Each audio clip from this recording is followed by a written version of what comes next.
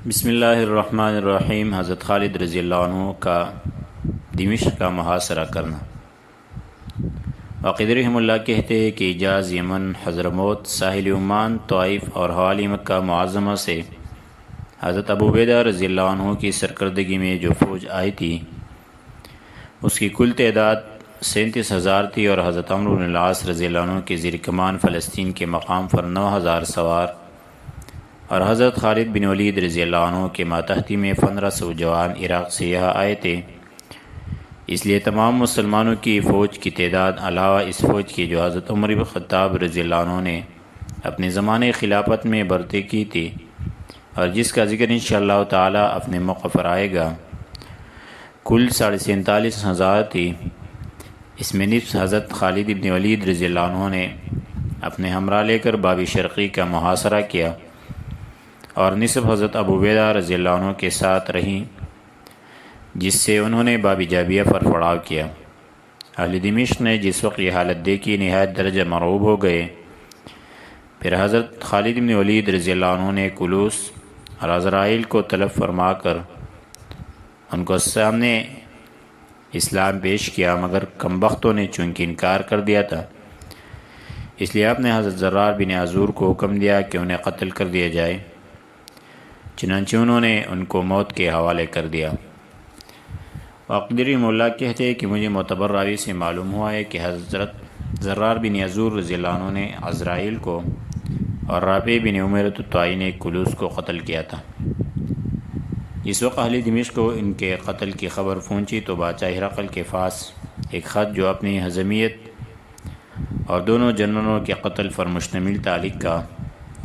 نیز اس میں یہ بھی تحریر تھا کہ اہل عرب نے باب شرقی اور جابیہ کا محاصرہ کر رکھا ہے اور وہ مع اپنی عورتوں اور بچوں کے یہاں آئے ہوئے ہیں۔ اکثر زرخیز علاقے اور شہر فتح کر لیے ہیں، ہمارے یا تو خبر لیجئے ورنہ ہم اس شہر کو ان کے حوالے کرنے پر مجبور ہو گئے۔ قاصد کو یہ خط دے کر رات کے وقت ایک رسی میں باندھ کر شہر پناہ کی دیوار سے اتار دیا۔ ہرقل اس وقت انطاکیہ میں مقیم تھا۔ جس وقت یہ خط پڑھا رونے لگا، ہاتھ سے خط پھینک دیا اور آیان مملکت کو جمع کر کے اس طرح مخاطب ہوا: یا بنی اسپر، میں نے تمہیں پہلے ہی ان عربوں کی طرف سے منتبہ کیا تھا، ان کی بہادری سے شروع ہی میں ڈرایا تھا اور اول ہی خبردار کیا تھا کہ ایک نہ ایک دن یہ لوگ ضرور میرے اس تاج و تخت کے مالک ہو کے رہیں گے، مگر افسوس تم نے میری بات کو مذاق اور میری اس گفتگو کو لامعنی خیال کیا اور الٹے میرے قتل کے درپے ہو گئے۔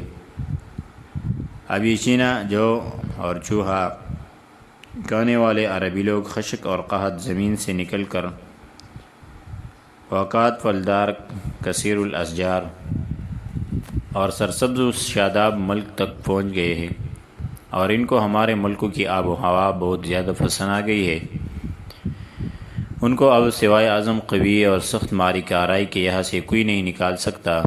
اگر مجھے کسی قسم کے عار اور شرم نہ ہوتی تو میں ترک شام کر کے قسطنطنیہ چلا جاتا اور یا خود اپنے اہل و عیال کی حفاظت کے لیے ان کے مقابلے کے لیے نکل کھڑا ہوتا۔ ارکان سلطنت اور اعیان مملکت متفق اللسان ہو کر کہنے لگا: اہل عرب کی جارحانہ حالت ابھی اس حالت کو نہیں پہنچی کہ حضور بنفس نفیس خود میدانی کارزار میں تشریف لے جائے، بلکہ والی حمص دروان نامی کو جو ہم میں سب سے زیادہ بہادر اور فنون حرب میں ہم سے سب سے زیادہ ماہر ہے، نیز عسکری فارس کے مقابلے میں جبکہ اہل فارس نے ہم پر چڑھائی کی تھی، جناب خود اس کی شجاعت دیکھ چکے ہیں، مقابلے کے لیے روانہ کریں۔ بادشاہ نے والی حمص کو بلا کر مقابلہ کے لیے کہا۔ دروان والی حمص نے جواب دیا کہ اگر مجھے آپ کی ناراضگی اور غصہ کا خوف نہ ہوتا تو میں اہل عرب سے لڑنے کے لیے کبھی بھی تیار نہ ہوتا، کیونکہ آپ نے مجھے تمام امرائے روم کے پس پش ڈال دیا اور ہر ایک سردار سے آخر میں رکھا۔ بادشاہ نے کہا: تمہارے مؤخر رکھنے اور سب کے بعد اس کام کے واسطے تجویز کرنے میں میری یہی مصلحت تھی کہ دراصل تمہیں میری تلوار اور فش پناہ ہوں، تمہیں چاہیے کہ فی الفور اس کام کے لیے تیار ہو جاؤ۔ میں 12,000 رومیوں پر تمہیں سردار مقرر کرتا ہوں، جس وقت بالابک کے مقام پر پہنچو تو جو لشکر اجنادین کے پڑاؤ پر موجود ہے اسے ارض بلقاء اور جہاد سودا پر متفق طور سے متعین کر کے یہ حکم دینا کہ وہ عمرو بن العاص کے کسی فرد کو خالد بن ولید کے لشکر میں شامل نہ ہونے دے۔ دروان نے کہا مجھے بصر و چشم منظور ہے، میں آپ کو تب تک منہ نہیں دکھلا سکتا جب تک خالد بن ولید اور اس کے ساتھیوں کا سر لے کر آپ کے پاس نہ آؤں۔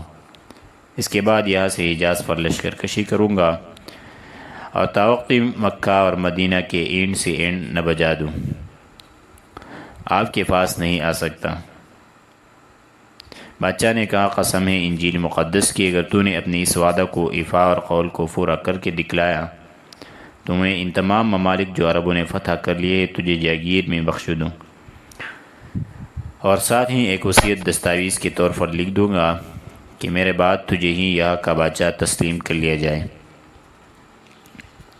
اس کے بعد ہرقل نے جنرل دروان کو ایک خلعت پہنائی، میاب باندھا، سونے کے ایک صلیب جس کے چاروں کناروں میں 4 بیش بہایقوت لگے ہوئے تھے عطا کی، اور کہا جس وقت دشمن سے مقابلہ ہو تو اس کو آگے رکھنا، یہ تجھے مدد دے گی۔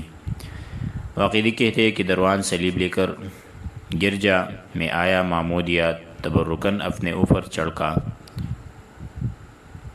قسیسین بشیب اور پادریوں نے فتح کی دعائی کی، کنیسوں میں جو خوشبوئی چلائی جاتی ہے ان کی تبخیر کی گئی۔ اس کے بعد دروان نے اسی وقت شہر کے باہر باب فارس پر خیمے نصب کیے، روم کی چند نفوس اپنی ہمراہی کے لیے منتخب کیے۔ جس وقت تمام سامان درست ہوا اور تمام فوج مکمل ہو چکی تو بادشاہ خود مع ارکان دولت کے جسر حدید تک رخصت کرنے کے لیے آیا۔ دروان بادشاہ سے رخصت ہو کر معرات ہوتا ہوا حمات پہنچا۔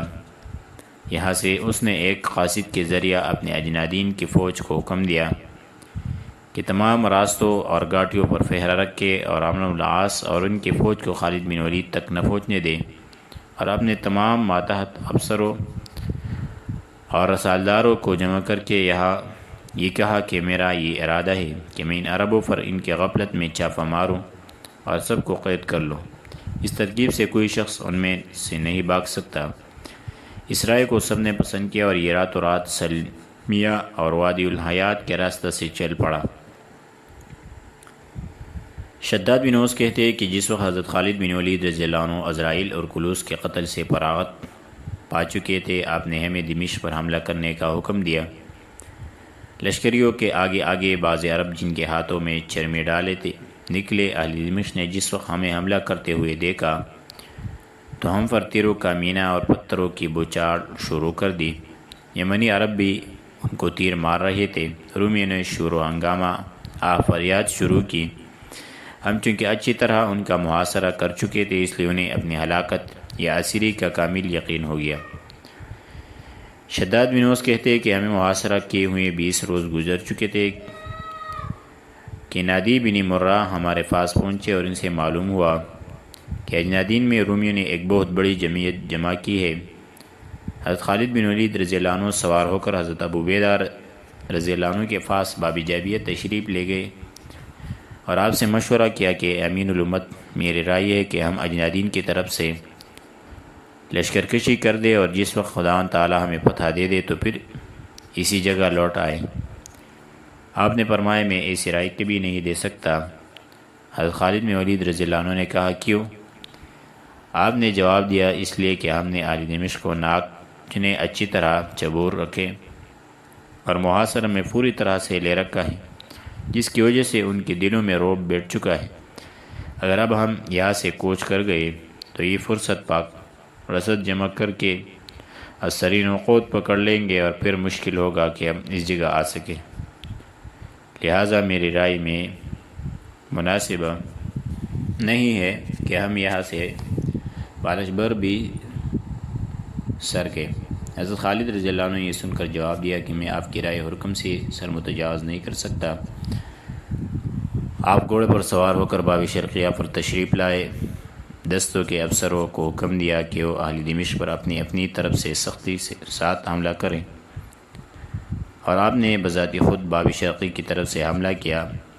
اہل دمشق نے آج کے حملے میں اتنی صعوبتیں اٹھائے اور اس قدر کلفتیں سہے جو آج تک کسی پہلی لڑائی میں نہیں دیکھی تھی۔ سالار اعظم خالد بن ولید رضی اللہ عنہ مسلمانوں کو جنگ کی ترغیب دیتے، خود حملہ کرتے اور حسب ذیل رضیہ اشعار پڑھتے جاتے۔ کون شخص حضرت صدیق اکبر رضی اللہ عنہ تک ہماری اس بات کو پہنچا سکتا ہے کہ ہم رومیوں کے لشکر کے ساتھ لڑ رہے ہیں؟ باری تعالیٰ جل مجدہ نے منع فرمایا مگر یہ کہ میں کافر کی جمعیت کو توڑ دوں اور اپنے نیزے کے پیاس رومیوں کے سرداروں کے خون سے بچاؤں۔ بہت سے مقتول ابھی زمین پر ڈال دوں گا اور بہت سے دوست اپنے دوستوں کو روتے پھریں گے۔ مسلمان عزم کو بزم سمجھ کر بڑھ بڑھ کر حملے کرتے، مگر رومی چونکہ قلعے میں بندتے۔ اس طرح حملوں اور محاصرے میں 21 روز گزر گئے اور رومیوں کا حال بد سے بدتر ہو گیا۔ محاصرے نے طول کھینچا، بادشاہ کی طرف سے کمک کی جو امید تھی منقطع ہونے لگی۔ آخر صلح کا ارادہ کیا اور حضرت خالد بن ولید رضی اللہ عنہ کے پاس 1000 اوقے چاندی، 500 اوقے سونا اور 100 کپڑے دیباج کی عوض صلح کا قاصد بھیجا اور یہ کہا کہ اگر آپ تشریف لے جائے تو ہم آپ کو یہ چیز دیں گے۔ آپ نے انکار کر دیا اور فرمایا ان چیزوں پر صلح نہیں ہو سکتا بلکہ جزیہ، اسلام یا جنگ، 3 چیزیں ہیں جسے چاہو پسند کر۔ قاصد نے اپنے قوم کو اس کی اطلاع دی جسے یہ شرائط گراں معلوم ہوئی۔ اور بن شداد کہتے کہ اہل دمشق حضرت ابو عبیدہ رضی اللہ عنہ کی طرف بنسبت حضرت خالد بن ولید رضی اللہ عنہ کے زیادہ مائل تھے، کیونکہ آپ صاحب شمشیر اور حضرت ابو عبیدہ ایک سن رسیدہ بزرگ اور متقی شخص تھے، لہذا آپ نے ان سے صلح کا وعدہ فرما لیا تھا۔ حضرت خالد بن ولید رضی اللہ عنہ نے جنگ کی دھمکی دے رکھی تھی۔ بطلی اسلام حضرت خالد بن ولید نے جنگ کا حکم فرما دیا تھا کہ اپنے اہل دمشق کو اچانک تالیاں بجاتے اور رقص کرتے اور فتح کے نعرے لگاتے ہوئے سنا۔ آپ نے دریافت کیا کہ کیا معاملہ ہے اور دیوار قلعہ پر نظر کی۔ وہ لوگ جو دیوار پر موجود تھے انہیں دیکھا کہ پہاڑ بیت لحا کی طرف اشارہ کرتے ہیں۔ نظام نے دور سے ایک ایسا گرد و غبار اڑتا ہوا دیکھا جس کی ظلمت سے زمین و آسمان تاریک ہوتا چلا آ رہا ہے۔ آپ نے سمجھ لیا کہ اہل دمشق کی کمک ہے جو بڑھتی چلی آ رہی ہے۔ جناب خالد بن ولید رضی اللہ عنہ نے فوراً مسلمانوں کو ہوشیار کیا، تیاری کا حکم فرمایا۔ بس پھر کیا تھا، شجاعان اسلام نے ننگی تلواریں پرچے سنبھالے، گھوڑوں کی پیٹ پر سوار ہوئے، ہر دستہ اپنے افسر کے پاس اور ہر رسالہ اپنے سردار کے زیر نگی کڑا تھا۔ گسیاروں نے آ کر سپہ سالار اعظم کو اطلاع دی کہ پہاڑی کے قریب ایک لشکری جرار نظر آ رہا ہے اور غالباً اور رومیوں کا لشکر ہے۔ آپ نے فرمایا لا حول ولا قوت الا باللہ العلی العظیم، یعنی تمام طاقت اور قوت اللہ عز و جل کے ساتھ ہے۔ غازی اسلام حضرت خالد بن ولید رضی اللہ عنہ نے باب شرقی پر اپنا لشکر مسلح کر کے گھوڑے کو مہمیز کیا اور پھویا کرتے ہوئے باب جابیہ پر تشریف لائے۔ حضرت ابو عبیدہ رضی اللہ عنہ کو اطلاع دی اور کہا یا امین الامت، میرا ارادہ ہے کہ میں تمام لشکر کے ساتھ آگے بڑھ کر حریب کی فوج پر حملہ کر دوں، آپ کی کیا رائے ہے؟ آپ نے فرمایا میری رائے نہیں ہے کہ ہم آگے بڑھ کر حملہ کریں، کیونکہ اہل دمشق خالی جگہ دیکھ کر یہاں اپنا قبضہ کر لیں گے۔ آپ نے کہا پھر کیا رائے ہے؟ انہوں نے جواب دیا کہ بہتر صورت یہ ہے کہ ہم اپنے لشکر میں سے ایک جری، شجیع، بہادر اور فنون حرب کے ماہر شخص کو منتخب کر کے مقابلے کے لیے روانہ کریں۔ اگر وہ ان سے مقابلہ کی طاقت اور فتح کی کچھ امید دیکھے تو حملہ کر دے، ورنہ ہمارے پاس لوٹ آئے۔ حضرت خالد رضی اللہ عنہ نے یہ سن کر کہا یا امیر امت، ہماری فوج میں ایک ایسا شخص ہے جو موت سے نہ ڈر، فن حرب کا ماہر اور بہادروں سے بازی لے جانے والا ہے، اور جس کے باپ اور چچا بھی جہاد میں شہید ہو چکے ہیں۔ آپ نے دریافت کیا کہ وہ کون ہے؟ انہوں نے کہا زرار بن عزور بن سنان بن طارق۔ حضرت ابو عبیدہ رضی اللہ عنہ نے کہا واللہ تم نے ایسے شخص کو منتخب کیا جو واقعی ہم صفت موصوف، تجربہ کار اور مشہور سیرت سپاہی ہیں۔ مجاہد اعظم حضرت خالد بن ولید رضی اللہ عنہ باب شرقی سے لوٹے اور آپ نے حضرت زرار بن حضور کو طلب فرمایا۔ آپ حاضر ہوئے، سلام علیک کی اور حکم سننے کے منتظر ہوئے۔ آپ نے فرمایا، ابن حضور، میرا ارادہ ہے کہ میں تم کو 500 ایسے جانباز سوار دے کر جنہوں نے اپنی جانی جنت کی عوض باری تعالیٰ مجدو کے ہاتھ فروخت کر دی ہے اور جنہوں نے عالمی یادوانی کو دار فانی پر اور آخرت کو دنیا پر ترجیح دے دی ہے، دشمن کے مقابلے کے لیے روانہ کروں۔ اگر تم اپنے مقابلے کی طاقت اور لڑائی کی ہمت دیکھو تو مقابلے کے لیے ڈٹ جانا، ورنہ واپس چلے آنا۔ حضرت زرار نے کیا ابن ولید وافا رہا، آپ نے آج میرے دل کو اتنا خوش کیا ہے کہ اس سے پہلے کبھی نہیں کیا تھا، بلکہ اگر آپ اجازت دیں تو میں اکیلا تنہا اس کام کو انجام دے سکتا۔ آپ نے فرمایا، مجھے اپنی جان کی قسم، واقعی تم اتنی چست و چالاک و بہادر ہوں، مگر باری تعالیٰ مجدہ نے دانستہ ہلاکت میں پڑنے سے منع فرمایا ہے۔ بہتر یہی ہے کہ جن بہادروں کو میں نے تمہارے ساتھ جانے کے لیے منتخب کیا ہے ان کے اپنے ہمراہ لیے جاؤ۔ اس کے بعد کیا ہوا انشاءاللہ آگے درس میں ذکر کریں گے۔